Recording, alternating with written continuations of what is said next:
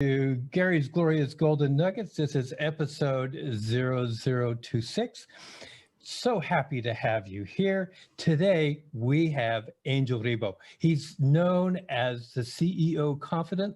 This gentleman has an international clientele. He's also an international TV host when you think about all that he does. He's on several talk shows where he's actually interviewing people. This gentleman is a philanthropist.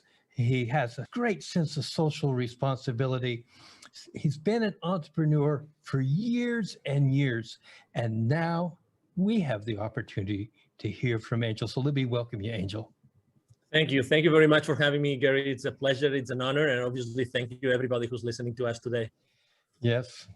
Thank you, folks. We really appreciate you being here. I'm going to start right off, Angel. Totally. What do you wish you had known before you became an entrepreneur? To take action faster than I did. Oh my God. You know, I was so confused. It's a great question. I still remember, I will never remember, obviously. I will never forget, the first day as an entrepreneur, right? I mean, I was extremely blessed. I had a great jobs, and my company was kind enough even to put the severance package in place. And I had this outplacement company helping me in case I wanted to have another job. They already knew I wanted to become an entrepreneur. But hey, I mean, so much support and so many things, to be honest. Sometimes I think it was just counterproductive, you know, because I was always like, okay, so I have all those resources and then I have all these different options. I've done so many things and I have this route that I could go. I have this route that could provide this service, this other service. And yet, literally, I wish I had taken just one route and started like hitting hard in that direction. Definitely. That's definitely the thing that when I think back, I would have liked to know and change. And that's probably why I came out with this mantra, which is the main mantra for me and for my clients, which is taking perfect action now. Taking perfect action now. That's my main mantra. It's like, regardless of the path that you take, it's by taking it that you learn, you make mistakes, and you course correct, and you course correct, and you make mistakes and you course correct. Keep going, keep going, keep going. You know, all the things will show up while you do it. It's not that you have to be insane. It's not that you have to be blind. Obviously, you have to be listening and you have to be analyzing what's going on around you.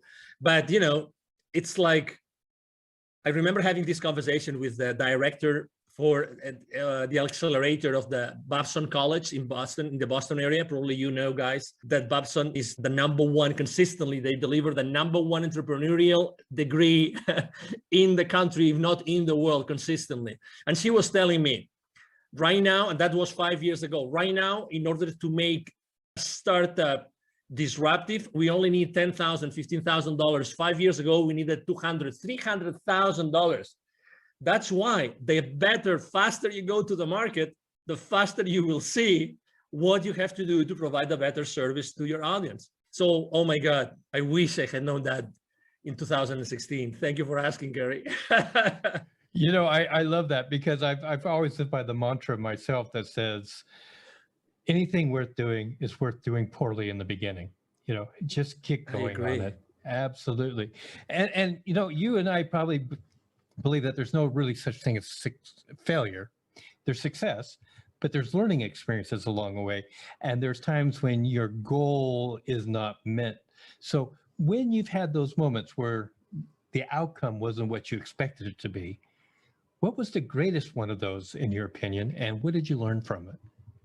Actually, probably it was when out of the blue and through a personal connection, a company, an entertainment company from Spain came to me or called me and say, hey, we are the owners of such a TV network. We are in Spain. We're going to fly to Los Angeles in a couple of weeks. We would like you to be there because we would like to make you an offer. We would like you to help us develop their business. I had no idea, absolutely no idea about their entertainment business, nothing.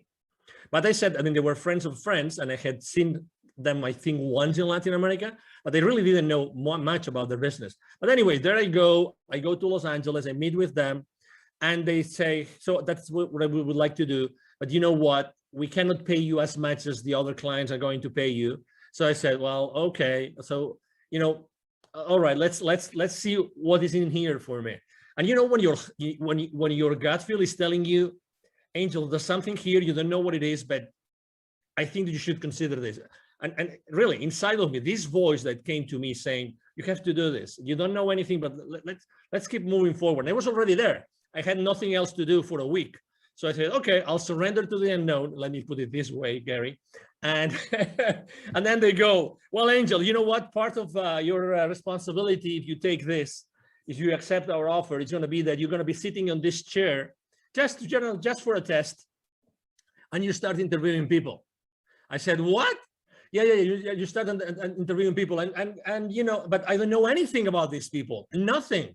But don't worry, you know, we are here in this, you know, conference, and there's thousands of people. We'll bring you only like, I don't know, maybe 30, 40, 50 in the next 5, 6 days. And we will probably not have time to tell you who they are, but it doesn't matter. You know, we'll sit them down here with you, and we know you're a smart guy. I mean, as much as I like challenges, Gary, you know, I mean, I don't know anything about what this person does, right? And I have no idea of the subject matter. I mean, I have, you know, like really in an uncomfortable place, but let's say, why not? Why not? Why not? Okay, so I started interviewing the first person ever. I will never forget the name of this guy. Very famous guy in the US. His name is Stephen Halpern. He was the first guy developing spiritual music in the country. Everybody knows this guy, right? He was kind enough to be extremely gentle with me. So, but you know what? I started like asking him questions, and I was just so concentrated, so focused on him, that I started asking one question after another. And the only thing I knew is that I didn't want to deceive the audience. So I tried just to make sure that what would the audience ask if they were me? What would they want to know? And you know, we came and going. And at the end of the conversation, Stephen, he might even remember this. This is funny. I am speaking about him today. He said, wow, you did a great interview. Thank you so much. I said, what? Oh, okay. Thank you.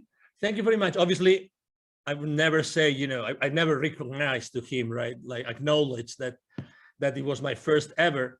And the number 5 or 6 was this celebrity from Hollywood, the Michelle Rodriguez, you know, the actress from, you know, the Fast and Furious saga of movies, and you name it. I mean, but guess what? All this, like, you know, discomfort for these many days eventually put me in a place where I said, oh my God, this is a skill that I'm developing that I didn't know that I had. I didn't know that by being previously spokesperson for large corporations of America in other places in the world had helped me. Oh my God, I am at the other side. I'm becoming the host instead of the guest. There is something here. There is some, you know, there is value. Why? Because I realized that I can make available to the normal citizen the greatness of my interviewee. And this is priceless. This is priceless. So this is probably one of the stories that I think that I wanted to share after your question, Gary. I will tell you, Angel, what I love the most is if the audience is sitting here and they haven't been pelted by your golden nuggets, they're not listening. I mean, it's just one after another. It's like a machine gun going off. Boom, boom, boom. Thank you. Thank you. I love it. So what advice would you give somebody who's saying, okay, I want to be an entrepreneur, but what do you suggest? What would you say to them? Yes, you know, I think that we live in a very important moment in history. Obviously, it's now March 2021. In the upcoming weeks or months, this will be, this interview will be published.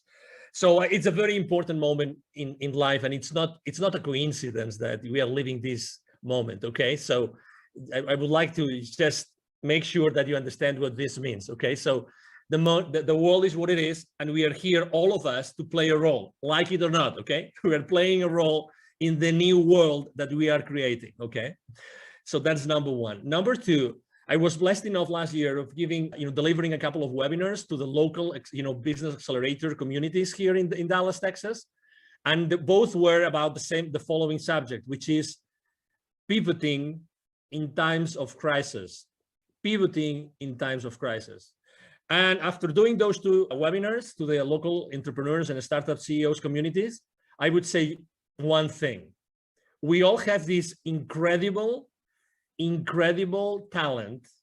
We all have this unstoppable divine force inside of us, that allow us to provide a unique service to the rest of the world, okay? Nobody has had the same life that you, listener, has had. Nobody. So you are unique. So even if you think, oh, there's going to be so many other coaches, so many other, consultants, so many other people making the same product, not a chance. That's not true. Nobody is able to provide the value, the wisdom, the teachings that you bring to the world just because you have had your own life and you have had your own experiences. That means by default, by definition, that means that there's going to be in the world an audience that is just waiting for you to show up and to give that value to them. So when I was telling these guys, going back to the story of the webinars here about, pivoting in times of crisis, there's four things that I would like to tell you. Number one, you already know that you have passions, that, there's something that you are enthusiastic about. Number two, there's always friends of you or relatives or colleagues that tell you you are an expert on something. You always come to you for something. Number three, the market is always going to need what you are willing to share with them, as I said before. And number four, and that's the only question maybe you have to ask, is the market willing to pay for it? Yes or no? If the answer is yes, and 95% of the occasions, yes, the answer is yes, then you have a business. So again, don't be fearful. I know you are on the fence, and I just answered a question saying, what was the main mistake I made is being on the fence for too long, right? So I know you are on the fence, but at the same time, know that there's people out there waiting for your message, and they will never go, and they will never move hiring someone or paying for someone's services unless you show up and they resonate with you. They're waiting for you there. That's why I think, sometimes people, I remember when I was training salespeople, I've trained literally hundreds of salespeople, and I remember training them. And in the first training session, most of the people would tell me, hey, sir, hey, Angel, but what happens if I run out of leads? If I run out of leads, how am I going to make my quota? I would always tell them the same thing, always, to all of them. Okay, so whenever you run out of leads, please come to me, and I will give you another list of 1,000 additional leads that you can call onto. What I'm trying to say is that we have those limiting beliefs that we think that we are limited, we are in a box, and we are competing against the rest of the world, when everybody knows already that the wealth is in the follow-up, that nobody follows up. So there's always wealth for everybody. There's always, services that you can provide and people that will pay for you. It's collaboration that we have not been taught. That's why we are being taught all the time about competition, but the reality is that there's wealth for everybody. And if we learn to collaborate as opposed to compete, you will feel much more comfortable, and we will all make a nice living. All of us, no exception. I fully agree. And I thank you so much. Again, I hope you guys got another dump truck to fill up, because this guy is just going to give you golden nugget after golden nugget. So let's just talk about resources. Now, resources can be people, books, relations, etc. Can you just name three that have really influenced you in your entrepreneurial pursuits? Yes, I would say number one, when I was in corporate America and I was in charge of, let's say, business development for many different areas in the world, I was very lucky because regardless of my own sales team, I was always working in what is called like indirect sales models. Indirect sales models means that the companies I was working with, we were going to the market and selling through resellers, through partners, and this kind of, intermediaries, let's put it this way. That was a great blessing. Why? Because I became the most trusted advisor of all those companies. Guess what? The leaders of those companies and the different employees, they were pure entrepreneurs. They started their companies small, and they wanted to thrive, and they wanted to make a lot of money out of the margins that we were giving as the vendor, right? So that's the number one thing. Resources, people that I always was working with, and I was always working with partners. That's why I talk about collaboration all the time. So number one, resource, partnerships, collaborators, resellers, distributors, you name it. Look for something, someone, companies, people that can go to the market, help you go to the market. That's number one. Number two, speaking about books, I'm not going to be very, let's say, very conventional with my answer about books, because I would say that probably the books that have influenced me the most have been more spiritual books than business books. But had I not read this book, and I'm going to mention just one of them, I would have never done what I have done, and I would have never moved from Europe. And it's a book considered, it's a fiction book. It's about, it's a history, or excuse me, the story about a series of scrolls and revelations from the Amazonian, forest in Peru. The book is called The Celestine Prophecy by James Redfield. Had I not read that book, which was like, of course, I knew that already, but I would never say this aloud. This is, I would be embarrassed of sharing this with anybody, but I was reading the book and every single page was like, oh my God, yes. Oh my God, yes. I always had this feeling inside, but I never was able to formulate it properly. I was never able to say, oh yes, this is like this. Exactly. So, and why is this book so important? It was so important for me because that's the book that when I finished reading it, I said, I have to go from Europe. I am originally from Barcelona. I was living in the UK at that time. I said, I have to move from Europe to the Americas. I don't know why nor how. It doesn't matter. I'm going to go back to London and I'm going to ask my managers, my supervisors, hey, I would like you to relocate me to Latin America to work. I don't know why, I just want to go, right? And they told me, no, you're crazy. Why would you go from this, amazing job in this amazing country, making so much money, to a third world country? You are insane. But anyway, I took my chances and I did it, and I'm glad I did it. And that's the second resource, right?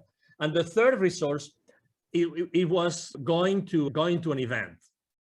And I go to a lot of events, but this event really changed me. And although I burned my feet and that event, and now I'm giving you a clue that what event I went, and and nobody burns their feet, only the ones who are not engaged. And I was one of them. Okay, I don't mind saying it and sharing it with the world. I went to a Tony Robbins event and I burned my BLOODY feet. Okay. So, but guess what? I think that was part of the experience, and obviously it was meant to happen, right? I remember there was so many, you're talking about nuggets. Tony Robbins, obviously, he's, as you know, he's been the coach for the most influential people in the planet. Okay. So what he knows, probably only a handful of people know in the planet. Okay. So he was just sharing so many ideas, and the idea for the first time, the idea of, if you want to be really wealthy, that's going to be proportionate to the number of people that you help. And I had never, it seems obvious, right? It seems evident, right? But I had never thought about this in that way, that it's all proportional. So start thinking about how can you do something, provide a service or a product that you are going to be able to scale afterwards, right? Because it's going to be the amount of people that you serve, what's going to define the rest of your, let's say, wealth life. Those three resources, collaboration with partners, this specific book, and going to this specific event, those were three amazing resources that they made Angel Ribo the CEO Confidant that I am today. Well, I'm glad that you hit those resources. And I must admit that in my life, two of those have been experiences for myself without the burnt feet. but let's just move on here. There's a lot of myths about being an entrepreneur. And because they're myths, I'm going to give you an opportunity to just pick one and just bust it right now for our listening audience. Any myth? Probably the first myth that I like to speak about a lot is the imposter syndrome. The imposter syndrome. We all as entrepreneurs at some point, generally in the beginning of our journey, we think that we're not worth it, that nobody's going to hire us, and that whatever we say that we did before, it's just BS, with all due respect to everybody, okay? Because we think that it wasn't enough. We think that nobody's going to hire us because before we had all this powerful machinery, of this large corporation or company, supporting us. And then we think that as soon as we start saying what we did before and try to capitalize and try to show it to the world, it's fake, because it's fake because it was in another setup and it was another system and we were working with another set of goals, but it's not true. It's not true. Again, we are, as I said before, we have treasured inside of us a series of experiences, knowledge, wisdom, which is not comparable with anybody else. And that goes the other way around too. So it means that, we really don't have, and you are not competing with anybody else. So when we have this syndrome that, we think that what we are saying, even though, deep inside of us, we know it's true, we still have this feeling, and we say it like with our, mouth, like semi-shut, you know what I mean? When I read the other day a great quote, I used it for my motivational quotes on social media. I write books to know what I know. I write books to know what I know. And I can tell you, one of the reasons why I accept so many invites from podcasters is because for me to be on a podcast and to be interviewed is such a blessing, because I really get to know what I know. I have to tell you, and I can tell you a very interesting story. The other day, I was interviewed by a young guy from Bangladesh. I was his second guest, okay? And he was intimidated, so intimidated that he made it late to the show, and he was the host, right? When you realize that he was late, not because of any other reason, but when you start talking with him, you realize that there's something there. And I spent literally like the first 5-10 minutes just praising him, just telling him how brave he was, how courageous he was, that I had been in his website and everything. And he was suddenly, I saw him growing. I saw him like becoming the phoenix bird. You know what I mean? This young man, I was his second, and he started asking me questions. And the questions he was asking me were so naive. But you would say, okay, they were naive, so they were not rich. No, because it's not such a thing as a naive question. I phrase it like this, so you realize you know what I mean. But he forced me to answer questions in a way that nobody else had ever forced me to answer. So out of his spontaneity or his, being genuine and naive, actually, we eventually had an incredible interview. I really thank him so much. And obviously I offer my help to him. He's in Bangladesh and he's a very young guy. You never know where the diamonds are going to be buried. You never know that. Never, ever. So it's very human. Going back to the original question, it's very human to have the imposter syndrome. But hey, show up, step up, expose yourself. That's the best recipe I can give you to bust the imposter syndrome that we all as entrepreneurs go through. Show up. Don't be afraid. And if you cannot answer a question, it doesn't matter. Be genuine and say, hey, I haven't got the finest idea of how to answer this question. I will have to think about it. Just that. And it's you. And there's going to be people that are going to say, this guy was strong enough, and he was authentic enough and humble enough to acknowledge that, or he or she obviously wasn't able to answer that question. And that's part of who you are. And again, I'm sure that for the next interview, you will be able to answer this question and many others, because you probably will have done some homework, but I really like this, like as to be busted, because we all go through it. It's a limiting belief, and it's so not true. So not true, Gary. I really appreciate that. And one thing that I know from our brief interactions with each other, you are a master at building other people. You are a master at helping to establish confidence in what people have to offer. So I really appreciate that aspect of you from my point of view. Now, I'm going to change up a little bit, because I'm not going to ask the next question I normally ask.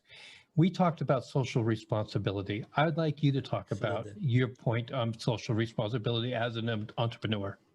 Yeah, there was a time in my life in which I said, if not me, who? And you will understand why. If not me, who? I had this question inside of me, if not me, who? When when I was in Latin America, I lived in Latin America for 10 years, and I was working with Latin America for 15 years. And I was going there so often. I was always dealing with, we were doing consultative selling to large corporations present with their subsidiaries in Latin America. And every time I was going to see their plants, the manufacturing plants, they would typically be in the outskirts of big cities, suburbs, rural areas sometimes. Every time I would go to those places to meet with the CEO levels, to close some deals, every single time outside those plants, there would be a lot of poverty, because that's where poor people live. They live in the outskirts of the cities. And every time I would go to those places with my rental car, they would ask me, hey, senor, would you like to buy some gum from me, some candy, a bottle of water? Can we keep your car safe while you are inside? So I was always interacting with kids, always was interacting with kids. And it reached some point before leaving, and actually that was one of the reasons why I left corporate America, in which one day I had this incredible experience in which I saw very clearly that I had this connection, this continuous, possibility to talk to the top guys in the continent, and at the same time being able to see so much poverty. And I saw very clearly, if I'm not the one connecting those two dots, who's going to do it? Who is more? Who can show more, like the experience reaching out to the top and being able to deliver to the bottom through my entrepreneurial career? And I can teach entrepreneurship to these kids in need in Latin America. That was the aha moment. That was, and again, it came very, it was an impactful moment in my life, but I was, one of the saddest things in life is that we become, how is that, too familiar with the misery. We become too familiar with problems that we don't pay attention to. And the more they show up, the more insensitive we become.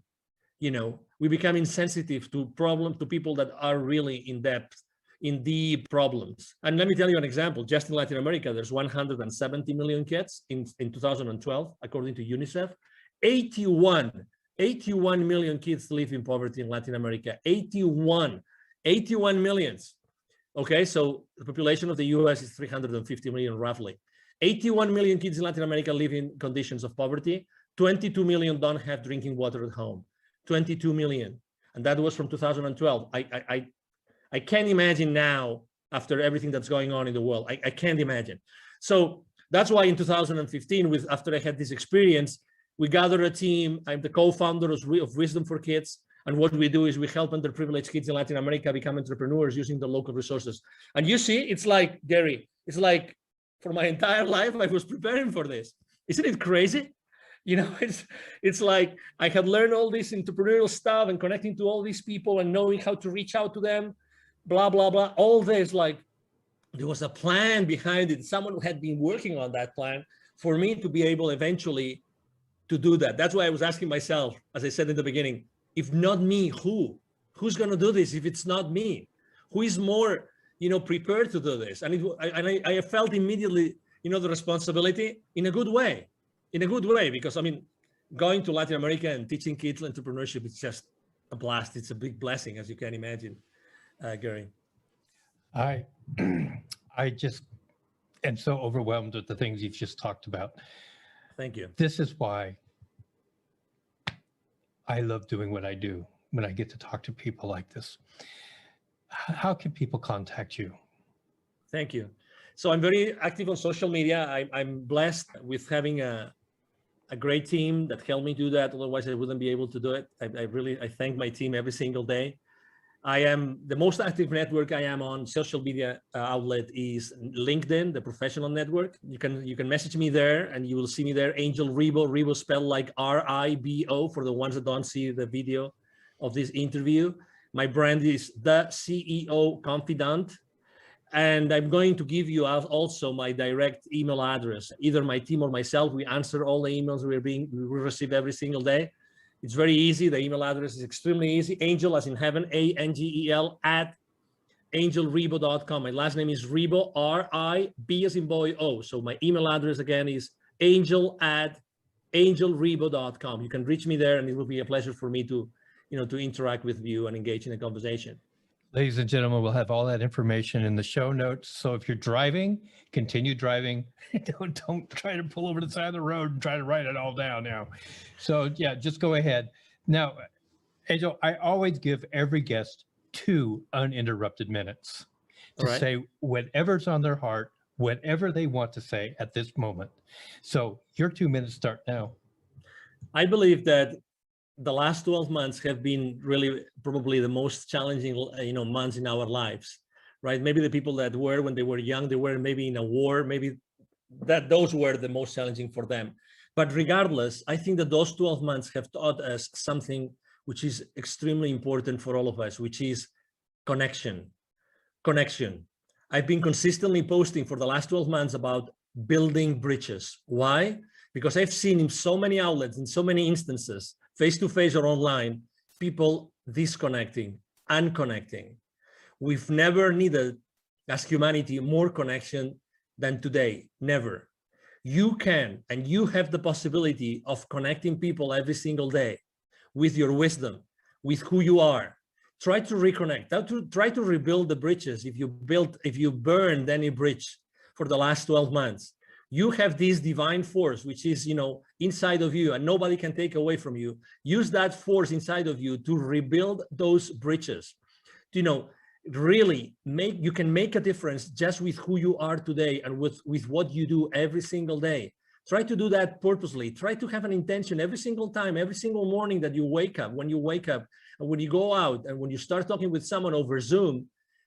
Try to build a connection. Try to create a connection. Make it an intention, because we all need it. This is happening really because of something. There's some reason behind, all the fear and all the challenges.